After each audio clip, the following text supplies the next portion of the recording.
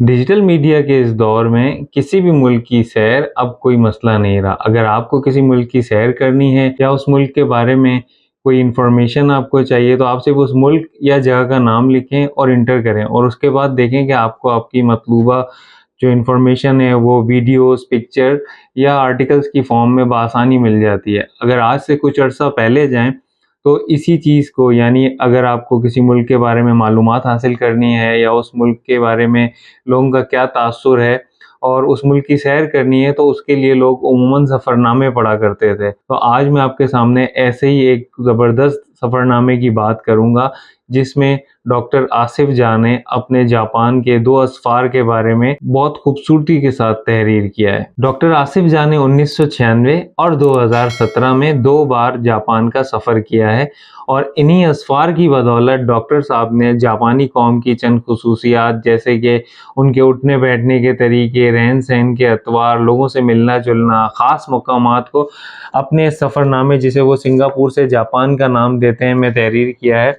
वैसे तो ये सफ़रनामा 2 मुल्कों पर मुहित है, जैसे कि सिंगापुर और जापान, मगर हम इसमें बात करेंगे सिर्फ जापान की। तो डॉक्टर साहब अपने सफ़रनामे में बताते हैं कि जापानी कौम एक नहायत खुश अखलाक कौम है, और अगर आप कभी रास्ता भूल जाएं और किसी जापानी से अपनी मतलूबा जगह के बारे में दरियाफ़्त करें, तो वो फ़ौरन गूगल मैप खोल लेगा और आपको रास्ता समझाने की अपनी तरफ से पूरी कोशिश करेगा। और अगर रास्ता उसे भी ना समझ में आ रहा हो, तो वो बिल्कुल ऐसे परेशान हो जाएगा जैसे वो खुद रास्ता भूला है। अपने जापान के सफ़र में डॉक्टर साहब ने कई मीटिंग्स भी अटेंड की, जिसमें सरकारी मीटिंग्स भी शामिल थीं और निजी मीटिंग्स भी शामिल थीं। इसमें डॉक्टर साहब बताते हैं कि कहीं भी जापानियों ने जो है चाय कहीं भी पेश नहीं की दौरान मीटिंग, और दौरान मीटिंग सिर्फ़ और सिर्फ काम की बातें हुईं। जापान में ऐसा कल्चर नहीं है कि मीटिंग्स के नाम पर गपशप हो। मीटिंग हमेशा मुकर्ररा वक्त पर ही शुरू होती है और मुकर्ररा वक्त पर ही ख़त्म होती है। जापान में तामीराती मंसूबों का ज़िक्र करते हुए डॉक्टर साहब कहते हैं कि जापान में जब भी किसी तामीराती मंसूबे की बात होती है या प्लानिंग होती है, तो उसके लिए बाकायदा 25 से 30 साल का आगे की प्लानिंग कर कर ही उस मंसूबे की इजाज़त दी जाती है। न सिर्फ इजाज़त दी जाती है, बल्कि उसमें ये भी कोशिश होती है कि इन 30 सालों के बाद भी उसमें 25-30 साल की एक्सटेंशन हो सके। तो ये सारी चीज़ें पहले से प्लान करने के बाद ही उस मंसूबे को अप्रूव किया जाता है।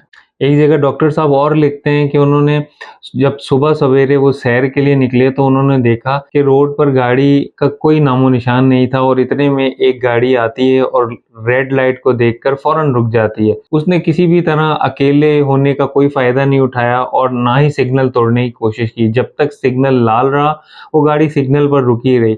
इसी तरह एक वाक़या और डॉक्टर साहब ये बयान करते हैं कि एक स्मोकिंग कॉर्नर पे एक खातून को सुबह सवेरे सिगरेट पीते हुए उन्होंने देखा, मगर वो कह रहे हैं कि अतराफ में किसी किस्म का कोई ट्रैफिक नहीं, ना बंदा ना बंदे की ज़ात।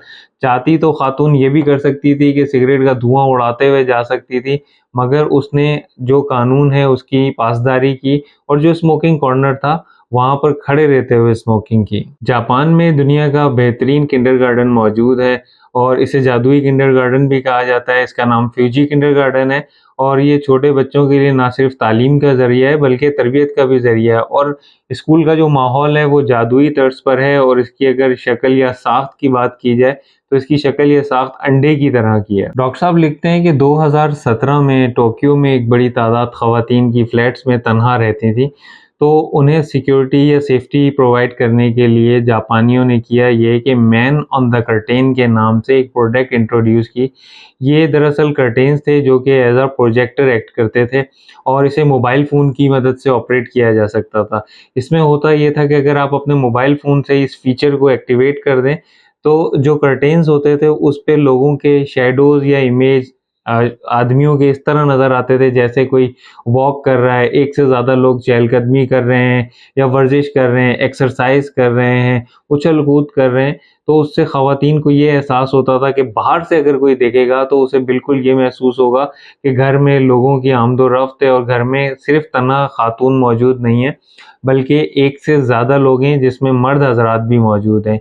अगर जापानी कौम की एक ख़ास आदत की बात की जाए, तो जापानी ना सिर्फ सुबह सवेरे जल्दी उठने के आदी हैं, बल्कि रात को जल्दी सोने के भी आदी हैं।